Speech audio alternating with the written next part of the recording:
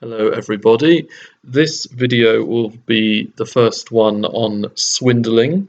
That is my specialty in chess. And swindling is a term which is kind of fallen out of use, really. I don't hear it a lot anymore. And it's generally seen as being a bit morally ambiguous and therefore uh, avoided by some players. But really, I don't think of it as that much of a bad thing, because all swindling is when you trick your opponent when you're in a losing or lost position and you're able to escape with a draw or a win. So it's a vital quality you need as a chess player to be resourceful. And the term implies there's some sort of cheating, or it's tricking in a unsportsmanlike way. But it's not that at all. All it is just creating a situation on the chessboard, and usually your opponent will have several choices, and one or more of them will actually fall victim to some sort of tactical or strategic move which you've worked out, but will appear to be a natural and plausible move. So it's just really setting traps. That's the way I look at it, really. So this is something you need. There are other factors too. Sometimes you can swindle if your opponent is very short of time. You could play a move which looks like it doesn't do anything, and your opponent will just carry on with their idea, but really there'll be a sting in the tail, which they haven't seen. And sometimes also, I think this was in the book Chess for Tigers, actually, poker faces can work in chess. So you could look like just look stony faced, like you're completely lost and you don't have any hope at all. So your opponent will take that for a kind of submissive acceptance that you're going to lose, and will stop looking so hard at the position on the chessboard. And so, some players also act really timid when actually they've got this horrible threat in mind, which you might fall into if you were just reading their expressions and body language. So, right, let's go right into it. This game was a Middlesex League game played on the 7th of January at Muswell Hill. 75 minutes for 30 moves, then 15 minutes added on to finish the game on the night. Sasha Brozel is who I was playing, who's a junior, I think 13 years old, rated 180 ECF, and my new rating is 197, I think. So he played c4, the English, a positional strategic opening. I played e5, a kind of reverse Sicilian, g3, and now I play h5 just to try and throw up my pieces and attack on the king side. So bishop g2, regular plan, h4, knight c3. So what I have in mind is that if he castles kingside, which you almost always do in the English, I can either play h takes g3 to allow my rook to be on the h file, going for his king, or I can restrict his pieces with h3, and then his bishop will have to move somewhere, and often the bishop doesn't have many squares it can move to that are any good for it. So I've got two plans on the go, and I don't really want to commit to one or the other yet. I just want to keep the possibilities open, so I'll know what to do a bit later, which might suit the position a bit more. So I play knight c6, d3, d6, and here I was expecting e3 or even a3 or rook b1, trying to do stuff on the queen side, but he played knight h3, stopping me playing h3. And here I should probably just play bishop e7, g6. I could even play knight f6. But I thought I saw a tactic with bishop takes, h takes, h takes. And I thought, oh, he's pinned. His bishop on h3 can't really move anywhere because his rook on h1 will be taken by my rook. So I play queen c8 with the idea that if bishop takes the queen, I can win a piece with rook takes rook, king d2, rook takes queen, king takes rook, and now rook takes bishop. So I'll be a knight up, I'll be a piece up, which should be enough to win at this level. So he didn't play that. He instead played the wonderful and unseen by me bishop d7 check. So really, what the pin has backfired on me. It's actually a discovered attack that he's now performed. So I take the bishop and I lose the rook. And at this level, normally it's hard to come back from being the exchange down, especially when it's not even for a pawn or any kind of positional compensation. But I'm known for not resigning until the bitter end, so I play knight f6, bishop g5. He's looking to swap off, because the more you swap, the less likely any kind of swindle or complication is to arise. So he'll just coast to an easy win. I castle. He attacks the pinned piece, so he's looking to either swap off more or win a pawn. Queen f5, and he defends the bishop now with queen d2. So he's got all his pieces active, and he's ready to castle even, just to get his king safe. So here I try and play actively. e4. He swaps off the queens, because if I move the queen away, he can now take the knight and win a pawn. So I don't want to go down even more on material. So queen takes, pawn takes, keeping the pin. And here I saw a potential good move, so I took the pawn. Now, what would you do if you were white in this position? White to move.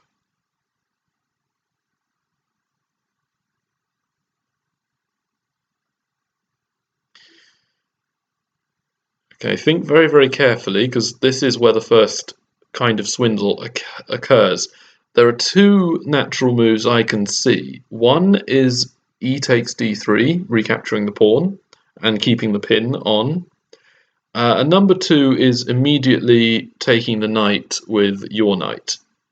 Which one of those do you think is better? Or is there a move I've missed entirely?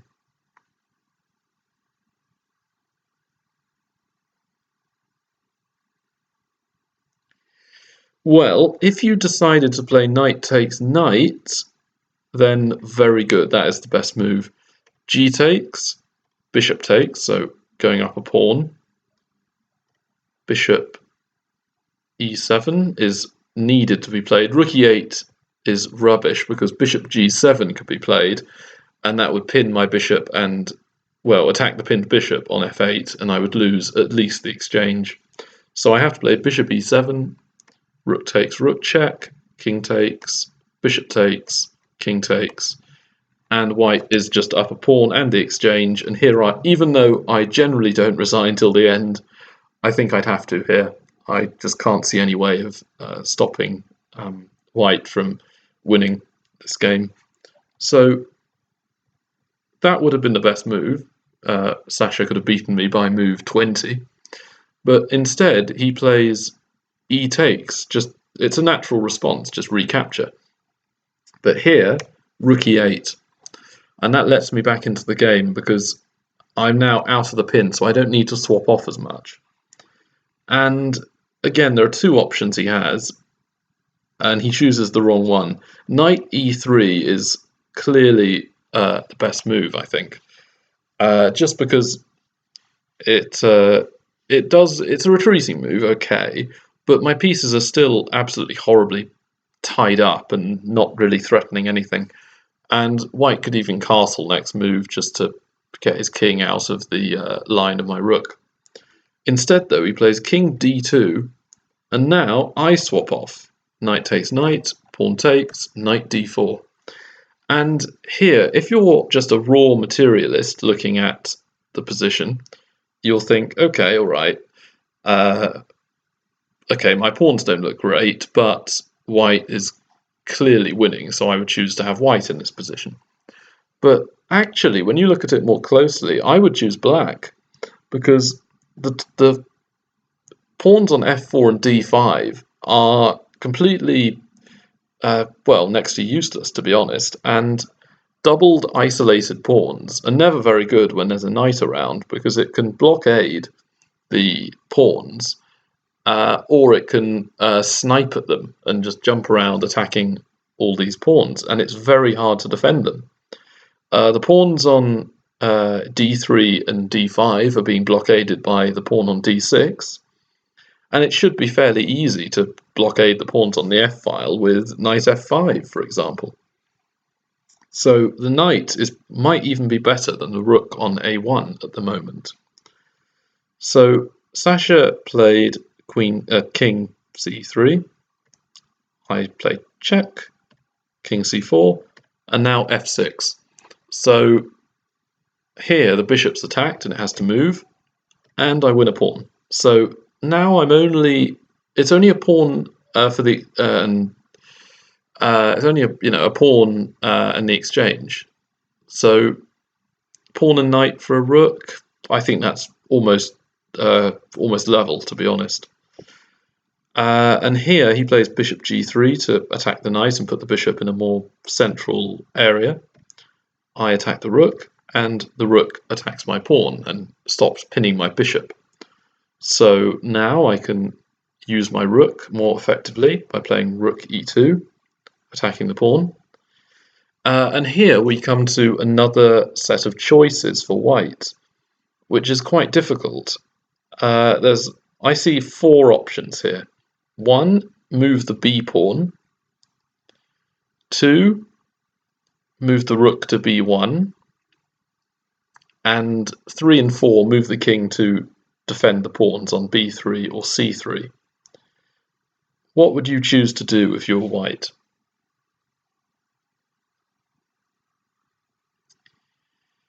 Well, moving the b pawn and rook to b1 both seem to make the rook immovable, really.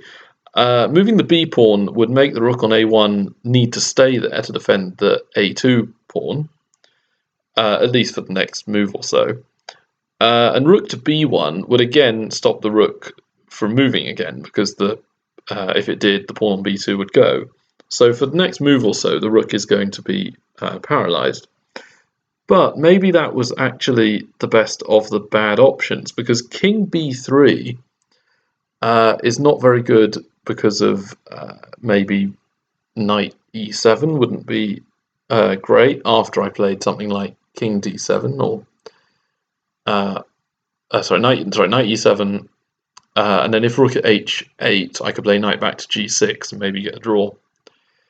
But he played king c3, which is bad because here I have a beautiful move, and I hope you appreciate it. f5. Now, what am I planning to do with my next couple of moves?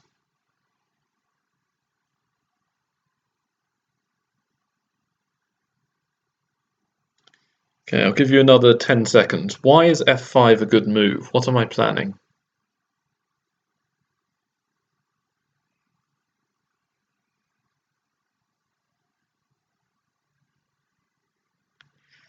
Well, one plan is f4, making his bishop a bit tied up, and also just putting more pressure on his position.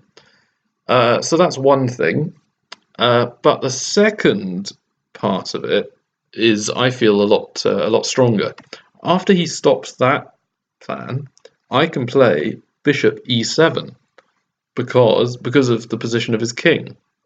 If rook takes g7, king f6 check, wins the rook, wins the game. So instead he has to play rook g1. The reason for that will be apparent in a moment, because check, d4, and because his rook is defending his bishop, I don't have rook e3 check, forking the king and bishop and winning. What I do have, though, is I have rook e4, which is the strongest move. on the board, and unfortunately I did not see it in the game. Just attacking d4 and f4 and guaranteeing the win of another pawn. Rook takes b2 is not very good because king takes rook, bishop takes d4, king moves, bishop takes rook. So it looks like I've won 2 pawns, but then he can play rook takes g7, so he's only lost 1 pawn from that exchange, and I can't really protect my knight. My knight would have to move to the 8th, or f8 or h8, and then rook g8 would pin or fork the king and knight, and it would win a piece. So I couldn't play that. I instead played knight e7, trying to improve the knight. Bishop's perfect, the rook's perfect, but the knight isn't, so I thought, get the knight working. He now tries to swap, and I allow it. Check, king d3, and then I can play rook g2. And rook g2 looks strange because you don't want to swap off in an endgame when you're the exchange down in most cases. But here, I'm 2 pawns up, so really I think I'm actually slightly ahead in material. And also, even though the rook is generally stronger than the knight when the pawns are on both sides of the board, I'll be able to liquidate very, very quickly, because if rook takes g2, knight takes, and he can't defend the pawn on f4. So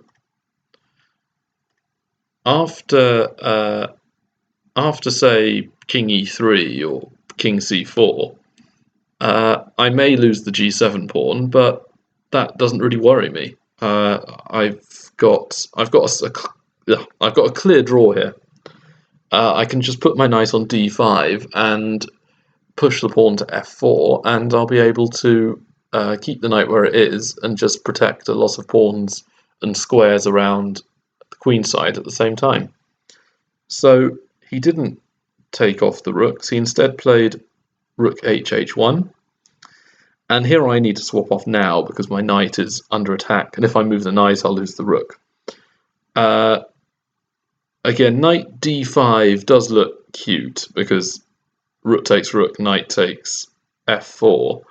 But I didn't want to do that, mostly because of king c4 was just going to get a bit annoying as well. And also, it basically just leads to the same thing, because I do this anyway.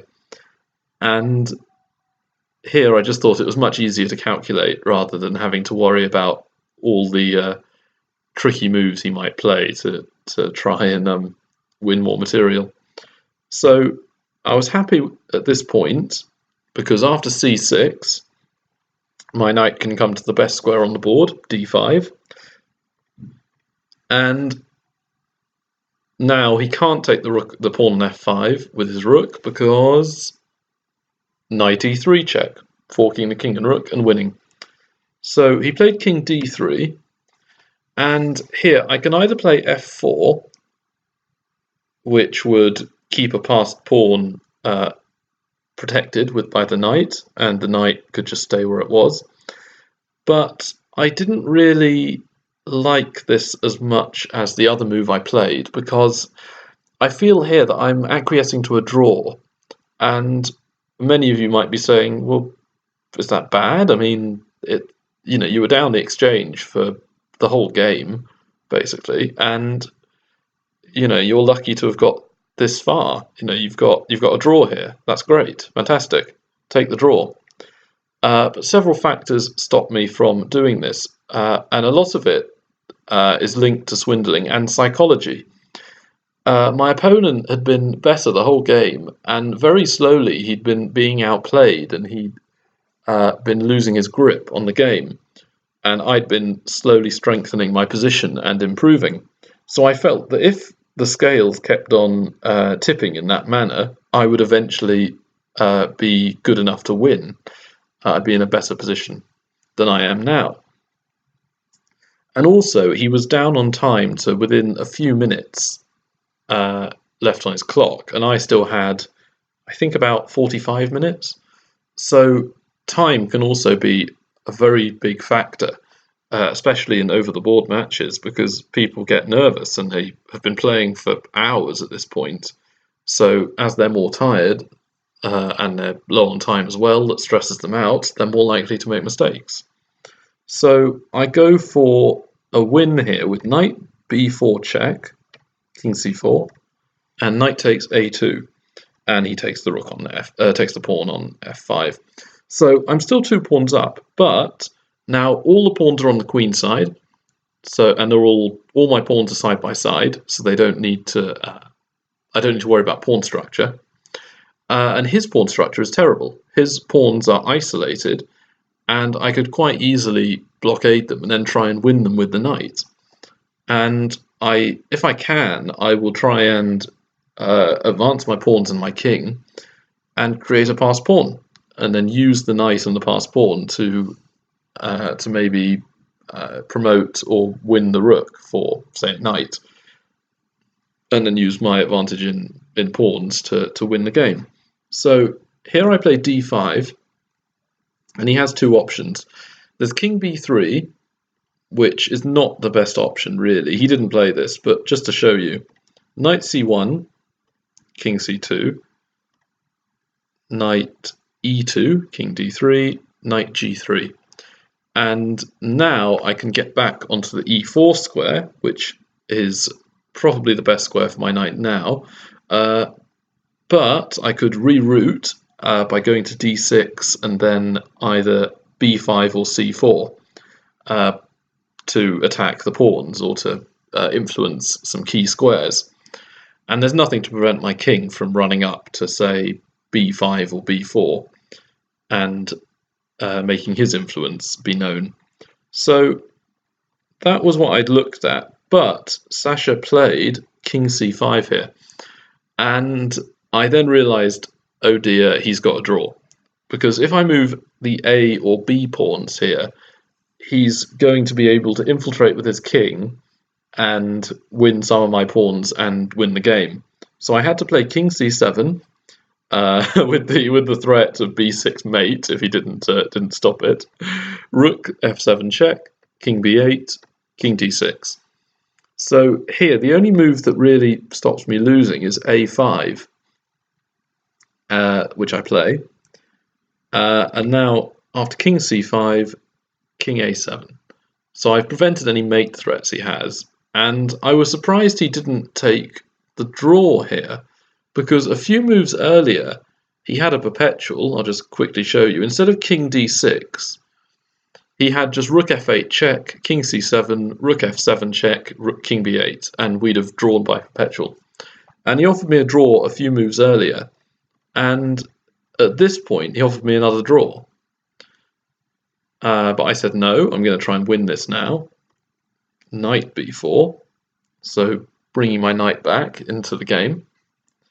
Rook f3, so again, he's making some slight errors, I think. His rook is now becoming passive, and again, remember, the side with the attack generally is either more likely to or will win. So I was encouraged here, and I throw my king up to b5. His king tries to be active, but I shut him out with b6. King comes back, and now a4 is played. And I was happy with this move. I thought if his king moved, I could play c5. I'm happy to exchange the pawns, because I'll then have a passed d pawn. And if he moves the rook, which he does, I'll be able to infiltrate with the knight.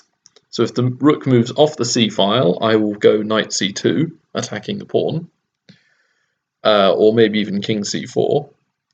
And if he moves his rook back to c1, as he did, I'll play knight d3. And here I did feel sorry for him, because I saw he had a way of drawing this game with rook takes c6 here. Knight takes b2, king takes, a3, the rook comes back, the king marches on, king c6, a2, rook a1, king marches on, and here he can just exchange his rook for the pawn, and I can't win with a knight against pawn. So I would quite easily be able to draw this, but I could only get a draw. But again, because he's tired and because he's faced with all these choices, he makes the wrong one. He protects the pawn, and now I'm winning. c5, and he takes. So he's trying to swap off all the pawns and leave me with just a knight. But now I've got a protected passed pawn, my king's active, my knight's active, and my two pawns just show themselves to be monsters here. This two-pawn advantage is just too much. And now I just sacrifice my knight for the pawn, and my three pawns against the rook will win because his king's too far away, mine's too close, and I think the best he can do is win two of my pawns and let the other one queen. So the last couple of moves of the game, I think he resigned here, but one possible continuation is d2, rook d8, king c2, rook takes, king d5, a3, and I'll win queen against king. So I hope you like this video. I hope you got some pointers on swindling. Like, comment, subscribe below, and I'll see you in the next video.